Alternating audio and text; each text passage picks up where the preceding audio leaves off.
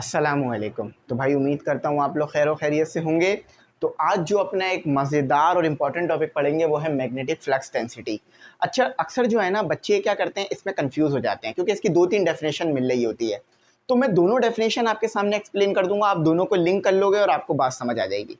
और यकीन मानो ऐसे समझ में आएगी कि आप किसी को समझा भी सकोगे। सही है, चलो। और साथ ही साथ आप मैग्नेटिक फील्ड की वैल्यू किस तरह कैलकुलेट कर सकते हो, एक छोटा सा एक्सपेरिमेंट भी है, वो भी मैं आपको बताऊंगा इसी बुक में, ताकि आपको जो है वो और इंटरेस्ट डेवलप हो। सबसे पहले समझ लेते हैं मैग्नेटिक फ्लक्स डेंसिटी क्या है। याद रखना, पहले ही समझ लो कि मैग्नेटिक फ्लक्स डेंसिटी को मैग्नेटिक इंडक्शन भी कहा जाता है। मैग्नेटिक फ्लक्स डेंसिटी को मैग्नेटिक इंडक्शन भी कहा जाता है, इसको भी मैं एक्सप्लेन कर दूंगा। देखो भाई, मैग्नेटिक फ्लक्स डेंसिटी क्या है कि किसी पॉइंट पर या स्पेस में किसी जगह पर मैग्नेटिक फील्ड की वैल्यू निकालना और मैग्नेटिक फील्ड की डायरेक्शन निकालना, इसी को कहते हैं मैग्नेटिक फ्लक्स डेंसिटी। बात समझ में आई? देखो, मेरे पास मैग्नेटिक फील्ड मौजूद है, मगर किसी पर्टिकुलर पॉइंट में, किसी पर्टिकुलर एरिया में कितनी मैग्नेटिक फील्ड है, उसकी क्या डायरेक्शन है, इसको जब मैं कैलकुलेट करूंगा तो इसे मैं कहूँगा मैग्नेटिक फ्लक्स डेंसिटी। कॉन्सेप्ट का फील आया, मज़ा भी आ गया है, मगर और ज़रा डिटेल में चलते हैं तो और कॉन्सेप्ट समझ में आएंगे। अब देखो, सबसे पहले मैग्नेटिक फील्ड की डायरेक्शन समझ लो। मैग्नेटिक फील्ड की डायरेक्शन क्या होती है? नॉर्थ से साउथ, आउटवर्ड। मैग्नेट के बाहर देखोगे तो नॉर्थ से साउथ होगी, मगर मैग्नेट के अंदर देखोगे तो मैग्नेटिक फील्ड की डायरेक्शन साउथ से नॉर्थ की तरफ होगी। सही है। अच्छा, तो अभी मेरे पास मैग्नेट, ये एक मैग्नेट का पोल है, ठीक है, जिसे हमने एन पोल कह दिया। ये एक मैग्नेट का पोल है जिसे हमने साउथ पोल कह दिया। तो मैग्नेटिक फील्ड कहाँ होगी? बाहर की तरफ, नॉर्थ से साउथ की तरफ। सही है। अब देखो, मैग्नेटिक फील्ड तो हर तरफ है, देखो जहां जहां लाइन बनी हुई है वहां मैग्नेटिक फील्ड है। मगर जब मैं इस आयरन के एरिया पर, जब ये आयरन पर, ये जो आयरन का एरिया है, इस पॉइंट पर, इस एरिया में जब मैं मैग्नेटिक फील्ड कैलकुलेट करूंगा और मैग्नेटिक फील्ड की डायरेक्शन कैलकुलेट करूंगा, तो उस वक्त मैं कहूंगा मैग्नेटिक फ्लक्स डेंसिटी। अब फ्लक्स क्यों कहा? क्योंकि कितनी लाइंस पास हो रही हैं। और डेंसिटी क्यों कहा? इस एरिया में से, इस जगह में से, इसीलिए तो मैंने से डेंसिटी कहा। और मैग्नेटिक फ्लक्स आप पीछे पढ़ चुके हो कि कितनी नंबर ऑफ लाइंस पास हो रही हैं किसी भी एरिया में से, इसे आप मैग्नेटिक फ्लक्स कहते हो। बस एक पॉइंट स्पेसिफाई कर दो, स्पेसिफिक कर दो, तो ये डेंसिटी बन जाता है आपके पास। सही है। अब मैंने एक वर्ड यूज किया था मैग्नेटिक इंडक्शन, इसको समझ लो क्योंकि यहीं पे सारा खेल छुपा हुआ है। देखो, इंडक्शन का वर्ड जब भी आपके सामने आएगा ना, इस पूरे चैप्टर में या आगे कहीं भी, तो उसका मतलब क्या होगा? इंड्यूस। इंड्यूस मतलब कोई चीज फील्ड की वजह से पैदा हो रही है। समझ रहे हो? कोई चीज फील्ड की वजह से पैदा हो रही है। अब यहां पर क्या पैदा हो रहा है, जरा ये देखो। जब आपके पास एक मैग्नेट, जो कि एक्सटर्नल मैग्नेट है, उस मैग्नेटिक की फील्ड गुजरेंगी आपके आयरन में से, तो आपका आयरन हो जाएगा मैग्नेटाइज। तो देखा, यहां पर इंड्यूस हो गया, इंड्यूस मैग्नेटिज्म आ गया, यानी कोई चीज पैदा हो गई, कोई चीज क्रिएट हो गई, कोई चीज प्रोड्यूस हो गई ना। तो इसी तरह से आगे करंट भी पैदा होगा मैग्नेटिक फ्लक्स की वजह से, मगर वो आगे पढ़ेंगे। यहां पर क्या हो रहा है? यहां पर आपके पास देखो, अमूमन तो ऐसा नहीं होना चाहिए था ना कि भाई कोई फील्ड जो है वो गुजर रही है हमारे एरिया में से और हमारे एरिया में भी कुछ जनरेट हो गया। ऐसा नहीं होना चाहिए था, लेकिन यहाँ हो रहा है और ऐसा होता है। इसकी वजह आप मजीद डिटेल में आगे जाके पढ़ोगे। तो जब आपकी लाइंस, मैग्नेटिक लाइंस पास होंगी इस आयरन में से, तो आपके आयरन के इर्द गिर्द पैदा हो जाएगी मैग्नेटिक फील्ड, और ये मैग्नेटिक सर्कुलर फॉर्म में होगी। याद है ना, करंट कैरिंग कंडक्टर के अंदर मैग्नेटिक फील्ड पैदा हुई थी। अगर करंट अपवर्ड डायरेक्शन में था तो मैग्नेटिक फील्ड ये सर्कुलर फॉर्म में पैदा हो गई थी। इसी तरह से समझ लो, ये रखा हुआ है ना, इसको यूं कर लो, ये समझ लो ये तार है, ये तार है, तो इसमें भी सर्कुलर फॉर्म में पैदा होगी। अब एक चीज याद रखना, इंड्यूस मैग्नेटिक फील्ड में या इंडक्शन मैग्नेटिक फील्ड में, जहां से मैग्नेटिक फील्ड दाखिल होगी वहां पर क्रिएट हो जाएगा साउथ। देखो, मैग्नेटिक फील्ड दाखिल कहां से हो रही है? यहां से। अभी मैं मैग्नेटिक फील्ड की बात इस आयरन के लिए बात कर रहा हूं जो इस आयरन में पैदा हो गया है। जहां से मैग्नेटिक फील्ड दाखिल हो रही है, अब दाखिल कहां से हो रही है? इस जगह से। तो यहां पर इस आयरन में पैदा हो जाएगा साउथ। आयरन के अंदर देखो, बाहर की मैग्नेटिक फील्ड ने अंदर की मैग्नेटिक फील्ड को पैदा कर दिया है, क्रिएट कर दिया है। और जहां से मैग्नेटिक फील्ड निकल रही होगी वहां पर हो जाएगा नॉर्थ। बात क्लियर हुई? अब मैग्नेटिक फील्ड की डायरेक्शन मुझे बताओ, राइट हैंड रूल से बता दो। करंट इस तरफ है, मैग्नेटिक फील्ड इस तरफ है, ठीक है, तो डायरेक्शन इस तरफ होगी। ऐसे कर लो, ऐसे पकड़ लो, तो करंट यूँ फ्लो कर रहा है। थंब की डायरेक्शन कर लो तो मैग्नेटिक फील्ड यूँ होगी।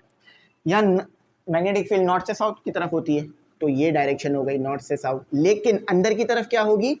साउथ से नॉर्थ। देखो यहाँ बताया था ना मैंने, अंदर की तरफ साउथ से नॉर्थ।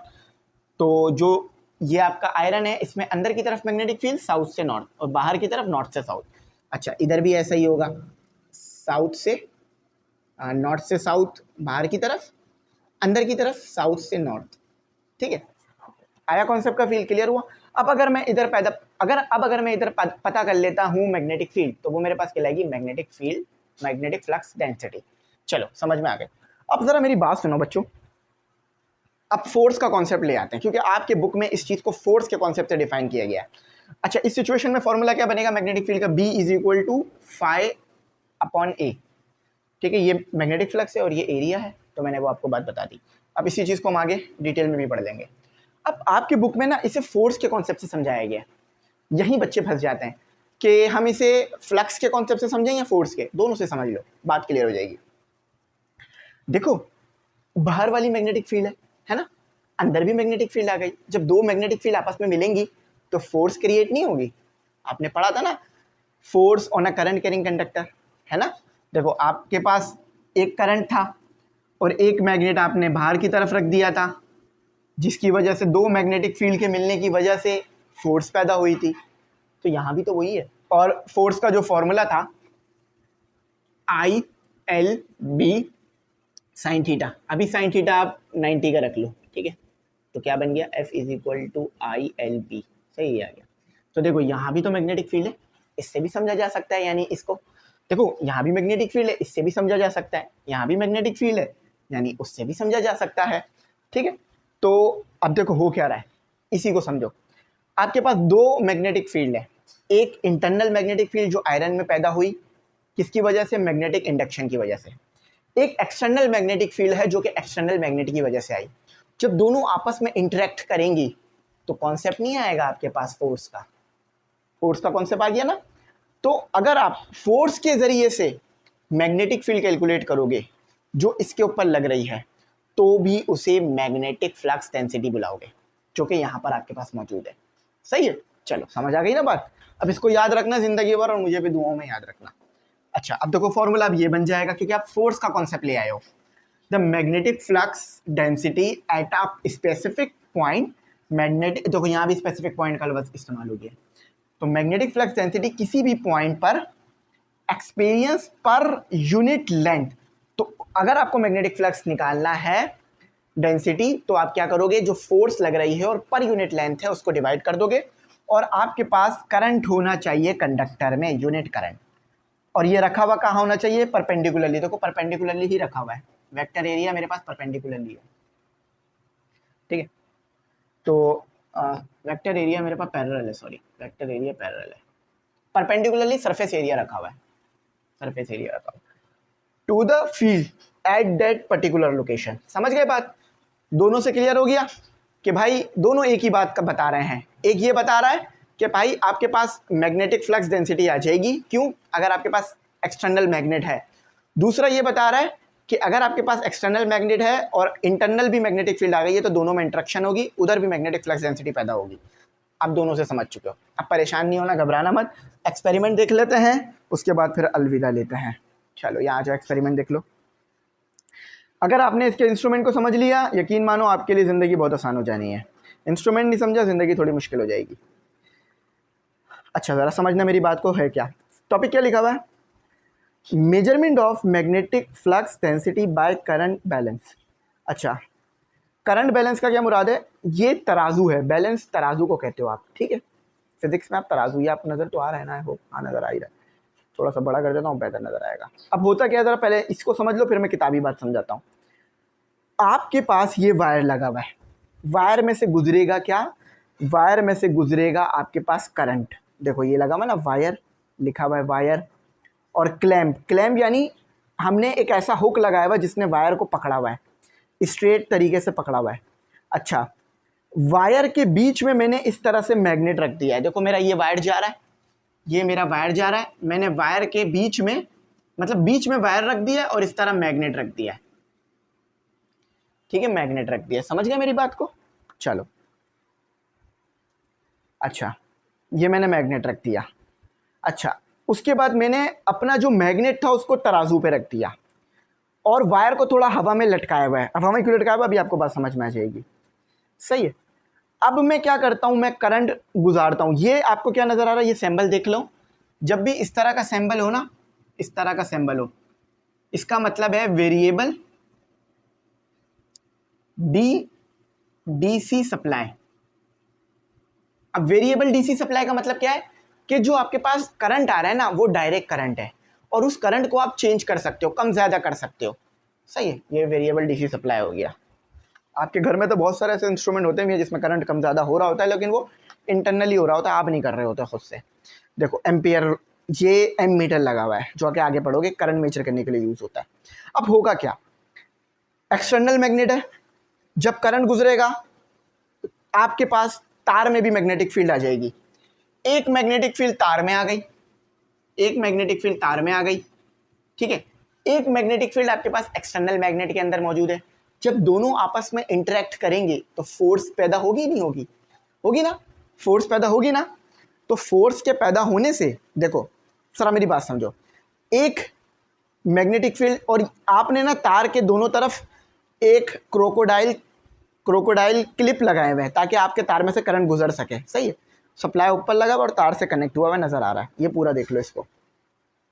अब होता क्या है, करंट गुजरता है, करंट किस डायरेक्शन में गुजर रहा है समझ लो। करंट गुजर रहा है मेरे पास, लेफ्ट हैंड रूल यूज़ करो, Fleming left hand rule use करो। समझो करंट मेरे पास गुजर रहा है, मैग्नेटिक फील्ड किस तरफ है, नॉर्थ से साउथ। तो ये वाली उंगली मैंने अपनी मैग्नेटिक फील्ड की डायरेक्शन में कर दी।